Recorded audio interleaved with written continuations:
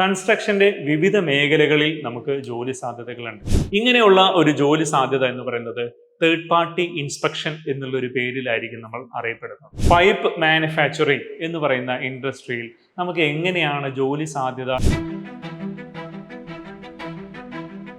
നമ്മൾക്ക് ഈ pipe manufacturing എന്ന് പറയുന്ന ഇൻഡസ്ട്രിയിൽ നമുക്ക് എങ്ങനെയാണ് ജോലി സാധ്യത എന്ന് ചോദിച്ചാൽ, നമ്മൾക്ക് ഏത് തരത്തിലുള്ള പൈപ്പുകളാണോ വേണ്ടത് ആ പൈപ്പുകളുടെ ആവശ്യകതയ്ക്കനുസരിച്ച് ഒരു കസ്റ്റമർ അല്ലെങ്കിൽ ഒരു ഉപഭോക്താവാണ് തീരുമാനിക്കുന്നത്. അതിനായിട്ട് തന്നെ അവർക്ക് വേണ്ട പൈപ്പുകൾക്കായി അവർ ഒരു തേർഡ് പാർട്ടി, അതായത് മൂന്നാമത് ഒരാളെ അവര് അസൈൻ ചെയ്യാറുണ്ട്. ഇങ്ങനെയുള്ള ഒരു ജോലി സാധ്യത എന്ന് പറയുന്നത് തേർഡ് പാർട്ടി ഇൻസ്പെക്ഷൻ എന്നുള്ള ഒരു പേരിലായിരിക്കും നമ്മൾ അറിയപ്പെടുന്നത്.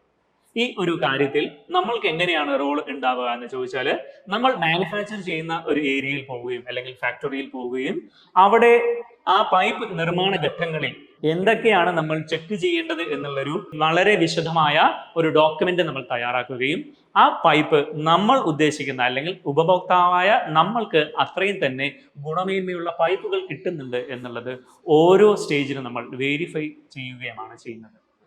ഇത് അല്ലാതെ തന്നെ കമ്പനി അല്ലെങ്കിൽ മാനുഫാക്ചർ ചെയ്യുന്ന കമ്പനി തന്നെ ഇതിനു വേണ്ടി പ്രത്യേകം ക്വാളിറ്റി ഡിപ്പാർട്ട്മെന്റ് എന്നുള്ള ഒരു ഡിപ്പാർട്ട്മെന്റിൽ ആളുകളെ ജോലി ചെയ്യാറുണ്ട്.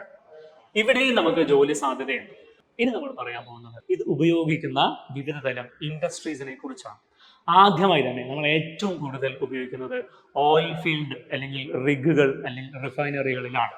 കാരണം നമ്മൾക്ക് ഏറ്റവും കൂടുതൽ നമ്മളുടെ ഉപയോഗം എന്ന് പറയുന്നത് പെട്രോൾ, ഡീസൽ എന്ന് പറയുന്ന വിവിധ തരത്തിലുള്ള ഇൻക്ലൂഡിങ് LPG വരെയുള്ള അല്ലെങ്കിൽ നമ്മുടെ വീട്ടിൽ ഉപയോഗിക്കുന്ന ലിക്വിഫൈഡ് പെട്രോളിയം ഗ്യാസ് വരെയുള്ള കാര്യങ്ങളാണ്.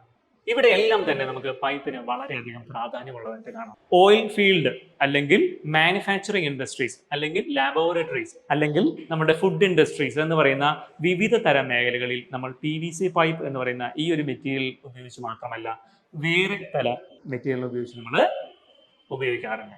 അതിനായി സാധാരണയായിട്ട് നമ്മൾ ഉപയോഗിക്കുന്നത് stainless steel, carbon steel, alloy steel എന്ന് പറയുന്ന സ്റ്റീലിന്റെ വിവിധ ഗ്രേഡുകളും വിവിധ മെറ്റീരിയലുകളും തന്നെയാണ് നമ്മളിവിടെ ഉപയോഗിക്കുന്നുണ്ടാവുക. ഇവിടെ എങ്ങനെയാണ് നമുക്ക് ജോലി സാധ്യത എന്ന് പറഞ്ഞാൽ, നമ്മൾ ഒരു പൈപ്പ് ഉപയോഗിച്ച് ഒരു റിഫൈനറി കൺസ്ട്രക്ഷൻ ആണ് ഉദ്ദേശിക്കുന്നതെങ്കിൽ കൺസ്ട്രക്ഷന്റെ വിവിധ മേഖലകളിൽ നമുക്ക് ജോലി സാധ്യതകളുണ്ട്.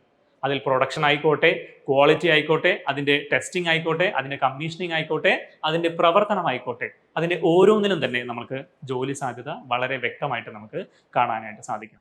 ഈ പറയുന്നത് പ്രൊഡക്ഷൻ, ക്വാളിറ്റി, ടെസ്റ്റിംഗ്, കമ്മീഷനിങ് എന്ന് പറയുന്ന വിവിധ ഡിപ്പാർട്ട്മെന്റുകളായിട്ട് തിരിച്ചിട്ടുണ്ട്.